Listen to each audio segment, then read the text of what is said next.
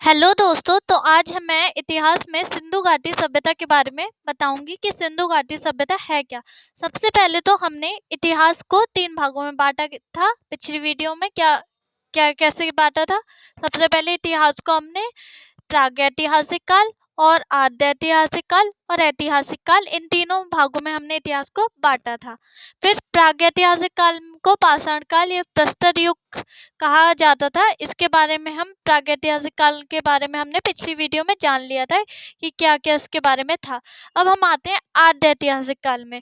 तो आद्य ऐतिहासिक काल में हमने क्या क्या जाना था कि इस युग में मानव द्वारा लिखित जानकारी मिली है, लेकिन उसे पढ़ा नहीं जा सका क्योंकि वो जो लिपि है वो आजकल के लोग नहीं समझ पाए, इसलिए वो नहीं पढ़ी जा सकी। आद्य ऐतिहासिक काल में कांसे की धातु का भी सबसे ज्यादा प्रयोग हुआ था।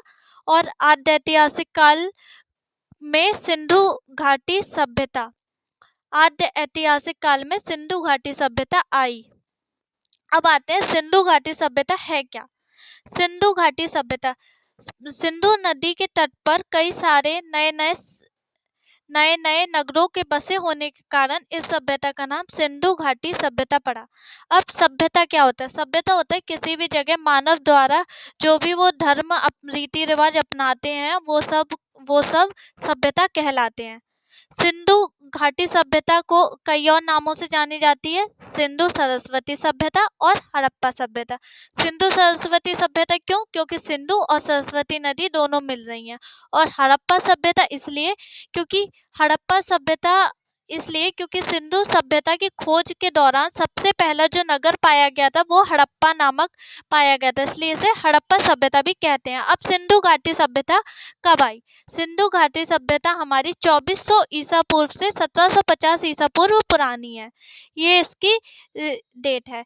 इसकी डेट हमारी carbon dating, radio carbon C14 जैसी नवीन विश्लेषण पद्धति के आधार पर इसकी सामान्य तिथि ये है। हालांकि इसकी कोई सामान्य तिथि नहीं है क्योंकि वो उसकी खोज की एग्जैक्ट डेट अभी तक नहीं पाई गई है, लेकिन अभी हाल ही में जो खोज हुई है उसके हिसाब से इसे सामान्य तिथि कहा जाता है। यह सिंधु सभ्यता हमारी कांस्ययुगीन सभ्यता भी है क्योंकि इस युग में कांसे की धातु का सबसे ज्यादा प्रयोग हुआ। कांसा सबसे ज्यादा पाया गया है। तांबा भी और कांसा भी, और सोने की धातु भी बनी है इसमें, और चांदी की धातु का भी प्रयोग होने लगा था, लेकिन सबसे ज्यादा कांसे की धातु का प्रयोग होने लगा था। अब सिंधु घाटी सभ्यता की लिपि क्या है। सिंधु घाटी की सभ्यता की जो लिपि है वो अज्ञात है, मतलब ज्ञात नहीं है। मानव जो वो लिपि है वो अभी तक के मानवों द्वारा ज्ञात नहीं है। सिंधु घाटी सभ्यता की लिपि भाव चित्रात्मक भी है। भाव चित्रात्मक कैसे? क्योंकि जय लिपि हमारी दाई से बाई लिखी जाती थी। उस समय के लोग दाई से बाई ये लिपि लिखते थे और दूसरी लाइन में अगली लाइन को चालू करने के लिए वो बाएं से दाएं करते थे। वो लिपि आज तक पढ़ी नहीं गई है, इसलिए उसे भाव चित्रात्मक कह सकते हैं। सिंधु घाटी सभ्यता की सबसे पहले जो सर्वप्रथम जानकारी हमारी चार्ल्स मैसन ने 1824 में दी है।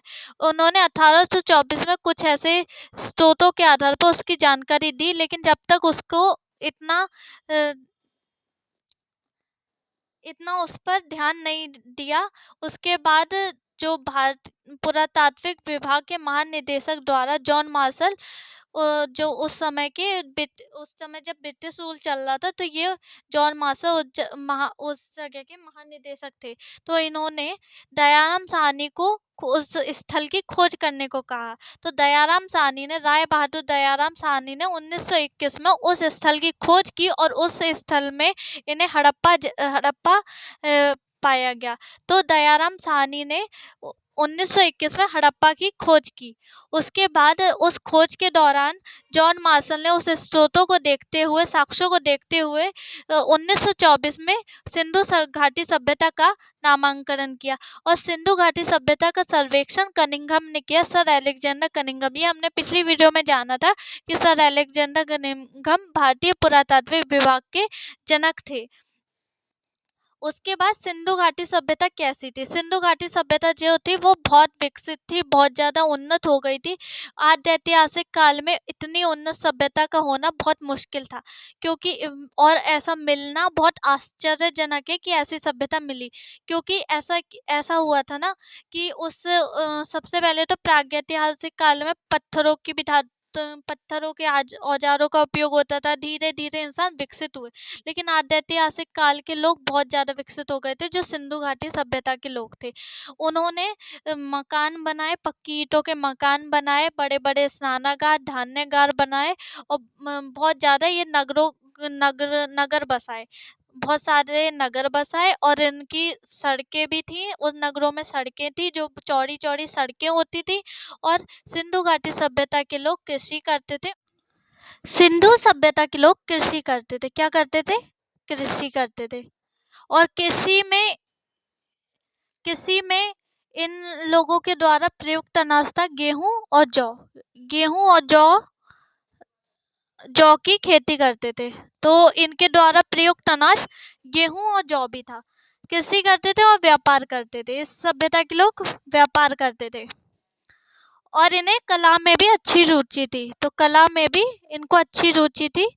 और ये माता देवी की पूजा भी करते थे। अब हम भारत के मानचित्र की हेल्प से हम ये देख लेते हैं कि सिंधु नदी निकलती कहाँ से है। तो सिंधु नदी, ये चीन है अपना, ये चीन के मानसरोवर झील से ये सिंधु नदी निकलती है। और चीन के मानसरोवर झील से होते हुए ये हिमालय की तरफ जाती है। चीन के मानसरोवर झील से हिमालय की तरफ जाती है, और हिमालय से ये पाकिस्तान में जाती है। पाकिस्तान के और पाकिस्तान के बाद ये अरब सागर में मिल जाती है। तो ये सिंधु नदी का उद्गम स्थल है, चीन के मानसरोवर झील। और ये जाती है कहाँ? अरब सागर में मिल जाती है। तो ये अरब सागर में मिल जाती है। इसमें ही कई नदियां आपस में और मिल रही है, जैसे ये रावी हो गई, सतलज हो गई, झेलम, चिनाब, ये सब नदियां आपस में सिंधु नदी में मिल जाती हैं सब। और ये सब सिंधु नदी में मिल जाती हैं बहुत सारी नदियां, इसलिए इस इन सभी नदियों के मिलने के कारण इसे सिंधु नदी बोलते हैं, क्योंकि सिंधु नदी सभ्यता बोलते हैं, क्योंकि इन नदियों के किनारे भी जो छोटे छोटे शहर बसे हैं, जैसे हड़प्पा हो गया, लोथल हो गया, मोहनजोदड़ो हो गया, सब इन नदी के किनारे ही बसे हैं। जैसे हड़प्पा है, हड़प्पा हमारा ये पाकिस्तान में यहाँ पे है। और मोहनजोदड़ो वगैरह बहुत सारे शहर बसे हुए हैं इस नदी के किनारे, इसलिए यह इतनी विशाल सभ्यता को सिंधु नदी सभ्यता के नाम से जाना गया। तो घाटी सभ्यता का जो क्षेत्रफल था, सिंधु घाटी सभ्यता का क्षेत्रफल हमारा 13 लाख वर्ग किलोमीटर था। 13 लाख किलोमीटर स्क्वायर इसका जो क्षेत्रफल विस्तार था, जो इतना पूरा क्षेत्रफल है, ये था 13 लाख वर्ग किलोमीटर। और क्षेत्रफल का जो आकार है, ये जो क्षेत्रफल है इसका आकार है, आकार इसका आकार इसका त्रिभुजाकार था, ऐसा त्रिभुजाकार। अब ये त्रिभुजाकार कैसे है, तो वो अब देख लेते हैं। ये त्रिभुजाकार इसलिए है क्योंकि जे सिंधु घाटी के जो क्षेत्रफल जितना आखिरी आखिरी तक फैला है, तो वो जब आपस में मिलता है पूरा क्षेत्रफल, तो वो एक त्रिभुज की आकृति दिखाता है। अब चलो देख लेते हैं। जैसे ये है सिंधु घाटी सभ्यता में, ये भारत का नक्शा है। इसमें ये भारत में ये जम्मू कश्मीर है, ऊपर ये उत्तर में जम्मू कश्मीर है। जम्मू कश्मीर में एक जगह है मांडा, तो ये यहाँ तक उत्तर में मांडा तक फैला है। उसके बाद उत्तर के बाद पूरब में ये है, पूरब में ये जगह है आलमगीरपुर। आलमगीरपुर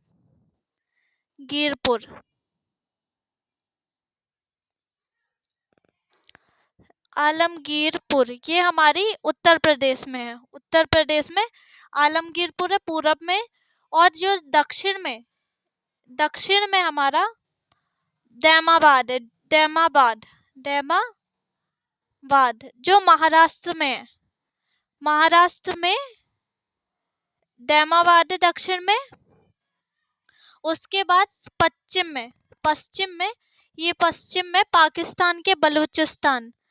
पाकिस्तान के बलूचिस्तान प्रांत में, बलूचिस्तान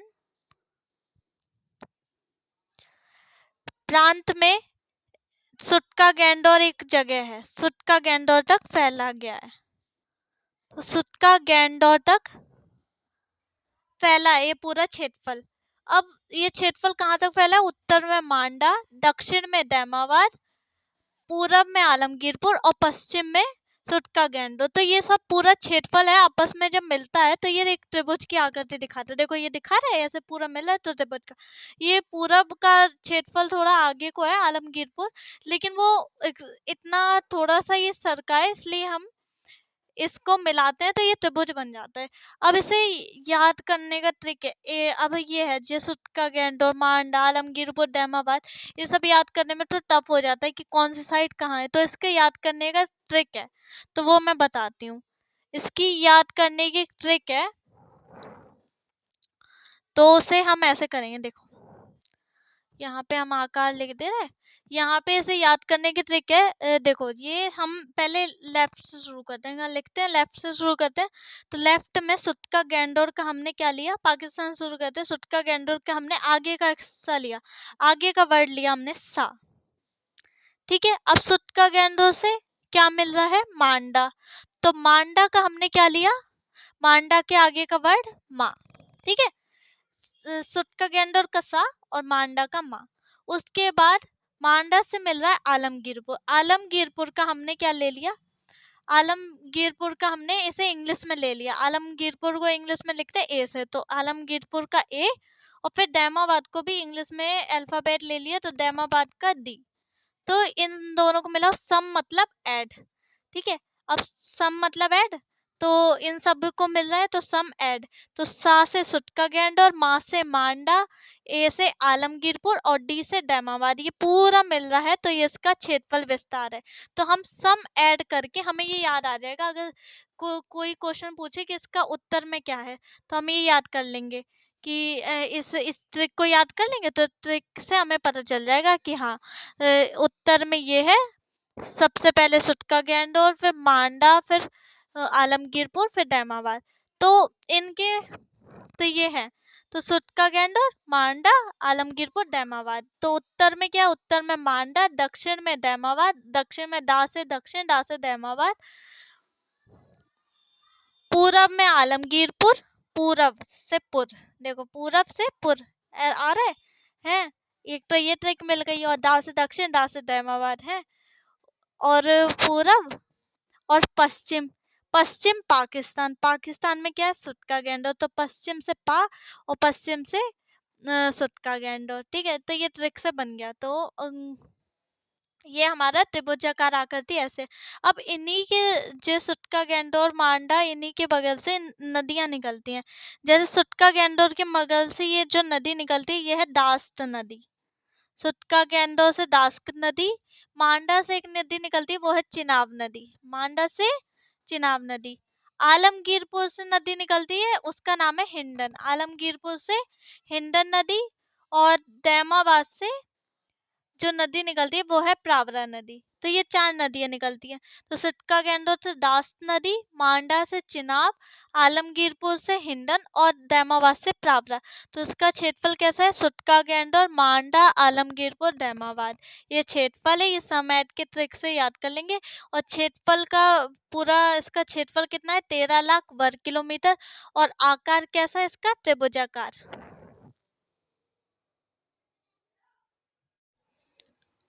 सिंधु घाटी सभ्यता में खुदाई के दौरान जो जो स्थल पाए गए हैं, तो उन सभी के बारे में जान लेते हैं कि इन स्थलों से क्या क्या साक्ष्य पाए गए हैं। सबसे पहले तो कुछ स्थल हैं जिनका नाम है हड़प्पा, मोहनजोदड़ो, चन्हूडरो, सुटका गैंडोर, लोथल, रोपड़ और सुतकोड़दा, ये कुछ स्थल हैं। तो अब इन सभी स्थलों में जो सबसे पहला स्थल पाया गया है वो है हड़प्पा। हड़प्पा की खोज 1921 में दयाराम साहनी ने की थी, जो हमारा रावी नदी के तट पर स्थित है।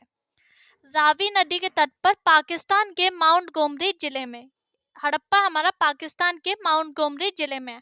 अब हड़प्पा से जो जो साक्ष्य मिले हैं उन सब के बारे में जान लेते हैं। तो सबसे पहला साक्ष्य जो मिला है वो है कुम्हार का चाक। कुम्हार का चाक मिला है। दूसरा साक्ष्य हमारा श्रमिक आवास। श्रमिक आवास इस मतलब हड़प्पा में बहुत सारे श्रमिकों के घर थे, तो ये मजदूरों का शहर कहा जाता है। यहाँ पे बहुत सारे मजदूर काम करते थे। तो हड़प्पा में श्रमिक आवास। अन्नागार मिला है। अन्नागार मतलब गेहूं के साक्ष्य मिले, गेहूं का भंडार जहाँ पे अन्न का भंडार रखा हो, तो अन्नागार मिला है। माता देवी की मूर्ति। माता देवी की मूर्ति इसलिए ये हड़प्पा वासी माता देवी की पूजा भी करते थे, तो ये पूजा पाठ भी करते थे, तो इससे ये पता चलता है। ओखली ताबूत RS-37 कब्रिस्तान। एक कब्रिस्तान मिला RS-37, ये मेन है। RS-37 कब्रिस्तान इम्पोर्टेंट है। तो हड़प्पा में कौन सा कब्रिस्तान मिला है? RS-37 कब्रिस्तान। और हाथी की खोपड़ी मिली है, तो हड़प्पा से हाथी की खोपड़ी का कंकाल मिला है। तो हाथी की खोपड़ी का कंकाल और मोहर मिली है एक सिंगिया जानवर की, मतलब ऐसा जानवर जिसका एक ही सिंग होता था जो बीच में होता था। तो एक सिंगिया जानवर जो गाय की तरह होता था, तो एक सिंगिया जानवर की मोहर मिली है। तो ये उस एक सिंगिया जानवर की बहुत ज्यादा मानते थे, उसकी पूजा करते थे। और एक गाय गाय को ये लोग नहीं मानते थे, तो हड़प्पा वासी गाय की पूजा नहीं करते थे। जैसे आजकल गाय को दैविक रूप में मानते हैं, लेकिन उस समय के लोग गाय की पूजा नहीं करते थे। तो ये कुछ स्थल हैं जो हड़प्पा से प्राप्त हुए हैं। सिंधु घाटी सभ्यता का जो दूसरा स्थल है वो मोहनजोदड़ो है। यह हमारा हड़प्पा के तुरंत बाद इसकी खोज हुई थी। तो इसकी खोज 1922 को राखलदास बैनर्जी ने की थी। तो 1922 को राखलदास बैनर्जी ने मोहनजोदड़ो की खोज की थी, जो हमारा सिंधु नदी के तट पर है। सिंधु नदी के तट पर मोहनजोदड़ो है, और जो पाकिस्तान के लड़काना जिले में है। मोहनजोदड़ो को एक दूसरा नाम भी है जो होता है मृतकों का टीला। इसे मृतकों का टीला भी कहा जाता है। अब इसे मृतकों का टीला क्यों कहा जाता है? इसे मृतकों का टीला इसलिए कहा जाता है क्योंकि जब मोहनजोदड़ो की खुदाई हुई थी ना, तो इस खुदाई में सबसे ज्यादा मानव के कंकाल ही मिले थे। जो उस स्थल में हर गली में, हर सड़क के किनारे, हर घर में, घर के नीचे कंकाल ही कंकाल दफन थे, इसलिए इसको मृतकों का टीला नाम रखा गया।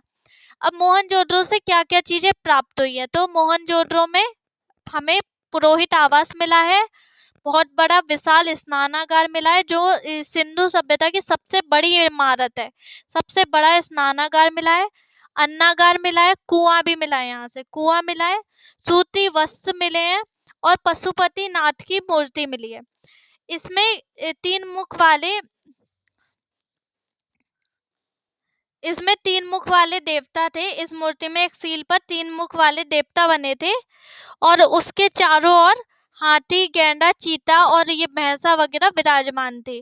तो इसका नाम पशुपति नाथ था, रखा गया। और एक तांबे का बहुत ज्यादा ढेर मिला है, मतलब बहुत ज्यादा तांबे का ढेर मिला है उस जगह। और एक कांसे की नर्तकी की मूर्ति मिली है। एक मूर्ति मिली है कांसे की नर्तकी की मूर्ति। और सभागार मिला है। मतलब सभागार क्यों? क्योंकि यहाँ पे इसका मतलब है कि यहाँ पे सब बड़े बड़े उच्च वर्ग के लोग सभा करते थे, इसलिए बहुत सारा सभागार। तो मोहनजोदाड़ो में सबसे ज्यादा उच्च वर्ग के लोग रहते थे, क्योंकि ये सबसे विशाल विशाल स्थल था उस सभ्यता का। इस सभ्यता का अगला स्थल चनोदरो है, जिसकी खोज 1931 में NG गोपाल मजूमदार ने की थी। गोपाल मजूमदार ने इसकी खोज की थी, और यह हमारी सिंधु नदी के तट पर है। मोहनजोदड़ो भी सिंधु नदी के तट पे है, और चनोदरो भी सिंधु नदी के तट पर स्थित है। और यह हमारे सिंध प्रांत पाकिस्तान के नवाबशाह जिले में है। ये चनोदरो पहला दुर्ग रहित नगर है। अब दुर्ग रहित क्या होता है? दुर्ग रहित होता है जब जैसे कोई वो सिंधु सभ्यता के जो और भी नगर हैं, जैसे मोहनजोदड़ो वगैरह, तो जैसे ये नगर है, तो इनके बगल में इनके चारों ओर एक दुर्ग बनाया जाता है, मतलब एक सुरक्षा दीवार, ताकि सुरक्षा रहे।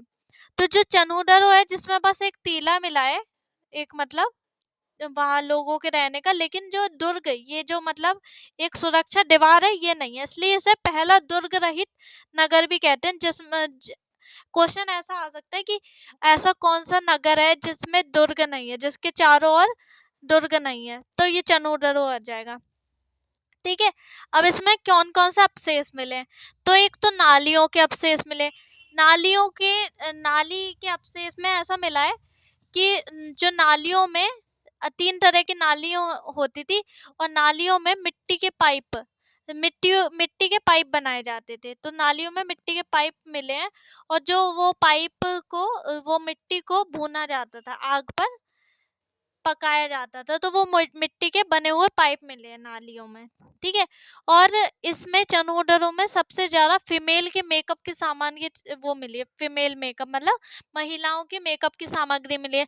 जैसे चूड़ियां मिली है यहाँ से, लिपस्टिक मिली है महिला की, कंघी, उस्तरा, ये सब चीजें मिली है। और नक्काशीदार ईंटें, मतलब जब यहाँ पे उस कला की भी ज्यादा रुचि थी, तो ईंटों में डिजाइनिंग मिली है। तो नक्काशीदार ईंटें, और पहली वर्क, अगर क्वेश्चन आए कि वर्गाकार ईंटें क्या मिली, यहाँ ये पहला स्थान है जहाँ वर्गाकार ईंटें मिली हैं, मतलब गोल गोल ईंटें। तो वर्गाकार ईंटें चनोडरों में मिली हैं। मनके मिले, मनके बनाने का कारखाना, यहाँ पे कलाकृति बहुत ज्यादा डिजाइनें होती हैं, तो मतलब बहुत ज्यादा, तो मनके बनाने का बहुत बड़ा विशाल कारखाना मिला है यहाँ पे। और कुत्ता बिल्ली के पैरों के निशान है। यहाँ के लोग कारीगर थे, तो चनोडरों में सबसे ज्यादा कारीगर, मतलब ये माना जाता है कि यहाँ के लोग सबसे ज्यादा कारीगरी करते थे, इसलिए मन के बनाने का कारखाना, और बहुत ज्यादा डिजाइनिंग करते थे। तो कुछ भी आए क्वेश्चन कि नक्काशीदार ईंटें, अलंकृत ईंटें, वर्गाकार, मतलब ऐसी डिजाइनिंग अगर आए, तो चनोडरो टिक लगा देना, बस यही है। और अगर फीमेल को कोई भी मेकअप का सामान है, लिपस्टिक, कंघी, उस तरह, तो इसमें लगाना है। दुर्ग रहित पहला है ये। ठीक है। और ये कहाँ, सिंधु नदी के, अब जिसमें देखो सिंधु नदी के तट पर 2 हैं, और दोनों के बाद ये दड़ो लग रहा है, जैसे मोहनजोदड़ो, चनोडरो, तो दोनों के बाद ये वाला इतना सीक्वेंस आ रहा है। तो बस, अगर ये इतना एरिया मतलब आ जाए, तो बस आराम से, अगर कोई नदी पूछे, सिंधु नदी लगा देना, बस। सिंधु घाटी सभ्यता का एक स्थल है सुटका गैंडोर, जिसकी खोज 1927 को ऑरेल स्टाइन ने की थी। यह हमारा पाकिस्तान के बरकान में समुद्र तट के किनारे है, दास्क नदी के तट पर स्थित है। ये हमने एक पढ़ा था पिछले उसमें, जब सिंधु घाटी का जब क्षेत्रफल देखा था, तो ये हमारा पश्चिमी भाग था, सबसे पश्चिमी भाग था, यहाँ तक ही सिंधु सभ्यता फैली हुई थी, इतना ही इसका क्षेत्रफल विस्तार था। तो तब सुटका गैंडोर का पढ़ा था, तो इसकी नदी थी दास्क, तो दास्क नदी है, इसमें ज़्यादा महत्वपूर्ण अवशेष नहीं मिले हैं, तो ज़्यादा क्वेश्चन पूछेंगे नहीं। बस यही है कि इसका जो खोज है वो 1927 को ऑरेल स्टाइन ने की थी, पाकिस्तान के बरकान में समुद्र तट के किनारे था, ये समुद्र तट के किनारे है, और दास्क नदी के तट पर स्थित है सुटका गैंडोर। अब सिंधु घाटी सभ्यता के भारत के शहर देख लेते हैं कि भारत में कौन कौन से स्थल पाए गए हैं। तो सबसे पहला गुजरात में लोथल पाया गया है, जो भोगवा नदी के तट पर स्थित था। तो भोगवा नदी के तट पर लोथल पाया गया गुजरात में। यह सिंधु सभ्यता का बंदरगाह है, सिंधु सभ्यता का बंदरगाह लोथल को कहा जाता है। यहाँ पे व्यापार भी होता था, तो व्यापार के भी कई साक्ष्य मिले कि यहाँ व्यापार की मोहर मिली है, तो यहाँ व्यापार ज्यादा, सबसे ज्यादा व्यापार होता था। अब युगल समाधान मिले, युगल समाधान मतलब स्त्री पुरुष का एक साथ दफनाए गए कंकाल मिले हैं, उसके साक्ष्य मिले हैं। इसका मतलब है कि ये लोग सती प्रथा होती थी, मतलब स्त्री के साथ पुरुषों को भी दफनाया जाता था, तो वो मिले, युगल समाधान मिला है। चावल के दाने के, सबसे पहला चावल के दाने के जो साक्ष्य हैं वो लोथल में मिले हैं। भारत में चावल के दाने के साक्ष्य लोथल में मिले हैं। फारस की मोहर मिली है। अब फारस की मोहर कैसे, इसका एक फारस की मोहर पाई गई है, मतलब इसका मतलब है जो ये व्यापार करते थे, गुजरात वाले जो लोथल के लोग व्यापार करते थे, ये फारस की मोहर ईरान में थी, ईरान में है। तो मुझे लगता है कि ये लोग ये लोग जो व्यापार करते थे, ये ईरान से व्यापार करते थे। तो ईरान में एक सिंगिया जानवर की और यहाँ पे फारस की मोहर पाई गई है। तो ये सिंधु सभ्यता का स्थल है लोथल, जो भोगवा नदी के तट पर है। बंदरगाह मिला है, युगल समाधान मिला है, चावल के दाने के पहले साक्ष्य लोथल में भी मिले हैं और रंगपुर में भी मिले हैं। दोनों में चावल के दाने के साक्ष्य मिले हैं और बंदरगाह है सिंधु सभ्यता का और फारस की मोहर मिली है। सिंधु घाटी सभ्यता का भारत का जो दूसरा स्थल है वो रोपड़ है, जिसकी खोज यागदस शर्मा ने की थी और जो पंजाब में है। रोपड़ पंजाब में स्थित है। खोज इसकी यागदस शर्मा ने की थी। सतलज नदी के तट पर है। सतलज नदी के तट पर स्थित है। इधर क्या मिला है? पालतू कुत्ता, मानव के साथ पालतू कुत्ते के कंकाल मिला है। तो एक हमने पिछली वीडियो में देखा था कि मानव के साथ कुत्ते का कंकाल किसमें मिला है, तो मानव के साथ कुत्ते का कंकाल कश्मीर के बुर्ज होम में मिला है। तो वही इसी का पार्ट है कि पंजाब के रोपड़ में, पंजाब में भी मानव के साथ पालतू कुत्ते को दफनाया जाता था। और एक है हरियाणा, जो भारत का अगला शहर है हरियाणा। हरियाणा में बनवाली, एक बनवाली, तो बनवाली की खोज जवीन सिंह ने की थी और ये इसकी जंगोई नदी के तट पर है।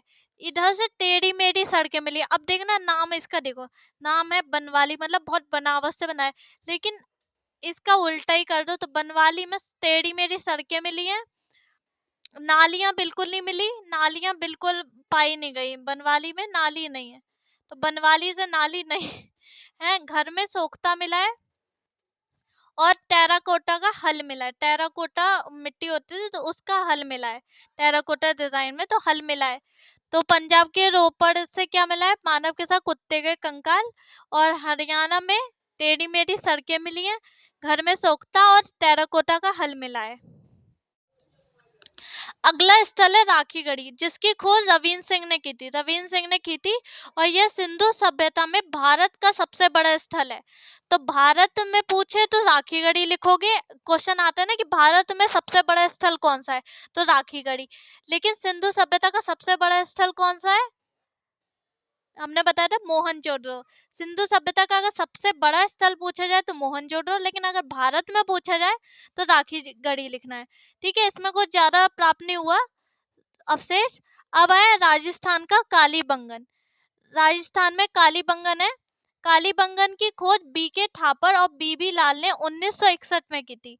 बीके थापड़ और बीबी लाल ने की थी 1961 में। ये हमारा घग्गर नदी के तट पर स्थित है। घग्गर सरस्वती नदी के तट पर स्थित है। राजस्थान के हनुमानगढ़ जिले में, राजस्थान के हनुमानगढ़ जिले में यहाँ से जुते हुए खेत के साक्ष्य मिले। जुते हुए खेत के साक्ष्य, और ये लोग कर्मकांड और यज्ञ के, मतलब ये कालीबंगन में यज्ञ वगैरह की सामग्री मिली है, तो मतलब यहाँ यज्ञ भी होता था। तो कर्मकांड और यज्ञ की चीजें मिली हैं। ठीक है, तो ये हमारा पूरा सिंधु सभ्यता के सारे शहर मिल हो गए जिनमें सारे अवशेष पाए गए हैं। तो ये अवशेष हमारे सिंधु सभ्यता में पाए गए हैं। अब सिंधु घाटी सभ्यता के कुछ इम्पोर्टेंट चीजों को देख लेते हैं। तो सिंधु घाटी सभ्यता में सबसे पहले तो एक आयताकार मोहर थी। एक आयताकार मोहर थी जो ज्यादा प्रचलित थी। उसमें स्त्री के गर्भ से एक निकलता पौधे की मोहर थी, जिसमें स्त्री के गर्भ से पौधा निकलता है, तो ऐसी मोहर थी। घरों में ग्रिड पद्धति अपनाई, मकान बनाने में ग्रिड पद्धति अपनाई इन्होंने सिंधु लोगों ने। अब ग्रिड पद्धति क्या होती है? ग्रिड पद्धति में क्या होता है कि जैसे इनमें ना क्या होता था, सिंधु सभ्यता में जितने भी घर हैं उनका जो मेन गेट होता था वो आगे ना होकर पीछे की ओर खुलता था। पीछे को और इनका घर खुलता था। लेकिन बस लोथल एक ऐसा है जिसमें जो घर का दरवाजे वो मेन गेट की ओर है। लेकिन सिंधु सभ्यता में सब घर पीछे की ओर थे, घरों के दरवाजे। तो ये ग्रिड पद्धति ये होती है कि घर का दरवाजा पीछे की ओर खुलना। तौल की इकाई इनका 16 के अनुपात से थी, मतलब 16 के गुणज से, मतलब इनका सबसे छोटा जो तौल था वो 16 था। 16 का अनुपात था। उसके बाद फिर 16 से 32, 16 का बाट ही था इनका है। और भूमि की पूजा करते थे, भूमि को ज्यादा मानते थे, तो धरती को उर्वरता की देवी मानते थे। तो ये सिंधु सभ्यता के लोग भूमि की ज्यादा पूजा करते थे। वृक्ष पूजा, पेड़ों की पूजा और शिव पूजा की भी ज्यादा साक्ष्य मिले यहाँ पे। स्वास्तिक चिन्ह वो सिंधु सभ्यता की देन है। स्वास्तिक चिन्ह कैसा, ये जो हमारे ये स्वास्तिक चिन्ह होता है ना, ये हमारा सिंधु सभ्यता की देन है। ठीक है। ये लोग मतलब पशुओं में कुबड़ वाले सांड की ज्यादा पूजा करते थे। गाय वगैरह को नहीं मानते थे, लेकिन पशुओं में सबसे ज्यादा जो पूजा करते थे वो कुबड़ वाले सांड की। और ये सिंधु सभ्यता के लोग मातृ सत्तात्मक थे, मतलब माता को ज्यादा वो देते थे। तो ये लोग मातृ सत्तात्मक थे, माता को ज्यादा महत्व देते थे सिंधु सभ्यता के लोग। तो ये कुछ इम्पोर्टेंट फैक्ट है। अब ये जानते हैं कि सिंधु सभ्यता जो इतनी बड़ी विकसित सभ्यता थी वो अब क्यों नहीं है, उसका विनाश कैसे हुआ। जो सिंधु सभ्यता का जो विनाश है, पतन का कारण है, उसे या तो लोगों ने ये बताया, कुछ लोगों ने बताया कि सिंधु सभ्यता का पतन का कारण जलवायु परिवर्तन है। किसी ने बताया है कि आर्यों का आक्रमण से सिंधु सभ्यता का पतन हुआ। और कई लोगों ने बताया कि सिंधु सभ्यता का प्रमुख कारण बाढ़ है, लेकिन बाढ़ आने के कारण को ही सबसे ज्यादा माना जाता है। तो सिंधु सभ्यता जब हुई का विनाश हुआ तो वो बाढ़ आ गई थी, तो बाढ़ के कारण सिंधु सभ्यता का विनाश हो गया था। तो लेकिन कुछ लोग कहते हैं कि बाढ़ के कारण इतनी बड़ी सभ्यता का विनाश नहीं हो सकता, लेकिन अब उसका जो मेन कारण है वो अभी तक पता नहीं चला है। तो कोई जलवायु परिवर्तन को कहता है, कोई बाढ़ आने का कारण कहता है। तो सबके अलग अलग भूगर्भ शास्त्रियों के अलग अलग मत हैं। तो ये अब की सिंधु सभ्यता की पूरी जानकारी खत्म हो गई है। तो एक बार फिर से इसको रिवाइज कर लेते हैं कि सिंधु सभ्यता हमारी आद्य ऐतिहासिक काल की थी। सिंधु सभ्यता को हड़प्पा सभ्यता और सिंधु सरस्वती सभ्यता भी कहा जाता था। इसकी लिपि जो थी अज्ञात और भावचित्रात्मक थी। यह लिपि दाएं से बाएं लिखी जाती थी, भावचित्रात्मक और ज्ञात नहीं थी। इसकी जानकारी सर्वप्रथम चार्ल्स मैसन ने 1824 को दी थी। खोज दयाराम साहनी ने की थी 1921 को, और सर्वेक्षण कनिंघम ने किया था। नामांकन इसका मार्शल ने किया था। और इसका जो क्षेत्रफल था वो 13 लाख वर्ग किलोमीटर था। आकृति इसकी त्रिभुजाकार थी। सिंधु घाटी सभ्यता का क्षेत्रफल त्रिभुजाकार में, उत्तर में ये मांडा तक फैला था, दक्षिण में दैमाबाद जो प्रावरा नदी के तट पर है, और पूरब में आलमगीरपुर जो हिंडन नदी के तट पर है, और पश्चिम में सुटका केंद्र जो दास नदी के तट पर स्थित था।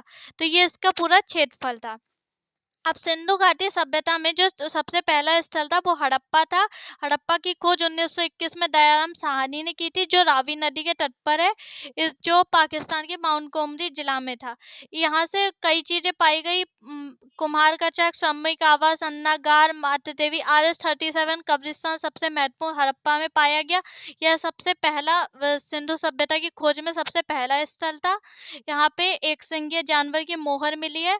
मोहनजोदड़ो की खोज 1922 में राखलदास बनर्जी ने की थी। यहाँ पे पुरोहित बड़े बड़े लोग रहते थे। और स्नानागार, अन्नागार, सबसे बड़ा स्नानागार यहाँ मिला है। यह है हमारा सिंधु सभ्यता का सबसे बड़ा नगर पाया गया है, मोहनजोदड़ो। चनूदरो में की खोज गोपाल मजूमदार ने की थी, सिंधु नदी के तट पे था। यहाँ पे फीमेल की मेकअप के सामान मिले हैं। और मनका बनाने की सबसे वो बड़ा कारागार मिला है मनका बनाने का, सुई धागा मिला है, और मेकअप जितने भी ईंटें हैं, अलंकृत ईंटें, सब यहाँ से मिली है। और यह चनूदरो सबसे दुर्ग रहित शहर था। सुटका गेंडोर हमारा पाकिस्तान के पश्चिमी भाग में। फिर भारत के शहर देख लेते हैं। तो भारत के शहर में लोथल मिला है। लोथल में युगम समाधान मिला, और सबसे ज्यादा शहर मिले हैं लोथल में। और लोथल में बंदरगाह है। लोथल एक बंदरगाह है। फिर रोपड़ में मानव के साथ कुत्ते के कंकाल मिले हैं। और हरियाणा में टेढ़ी मेढ़ी सड़कें मिली, हरियाणा के बनवाली में। और नालियां नहीं मिली, घरों में सोख्ता मिला है, हल मिला है, हल पाया गया, टेराकोटा पाया गया। और यह राखी गढ़ी भारत में सिंधु सभ्यता का सबसे बड़ा स्थल है, और जिसकी खोज रविंद्र सिंह ने की थी। फिर कालीबंगन को काली चूड़ी भी कहा जाता है, और इसकी खोज बीके थापड़ और बीके लाल ने की थी। जुते हुए खेत थे और कर्मकांड और यज्ञ इसमें हुआ था कालीबंगन में। अब ये सिंधु सभ्यता में जो 2 शहर है, हड़प्पा में क्या होता था कि हड़प्पा में मनुष्यों को दफनाया जाता था, और मोहनजोदड़ो में मनुष्य को जलाने की प्रथा थी। तो हड़प्पा में तो ये है कि हड़प्पा में सबसे ज्यादा जो मनुष्य होते थे, उन्हें क्या था, शवों को दफनाने का और मोहनजोदड़ो में जलाने की प्रथा विद्यमान थी। ठीक है। और लोथल कालीबंगन में युगल समाधियां मिली हैं। और बस ये।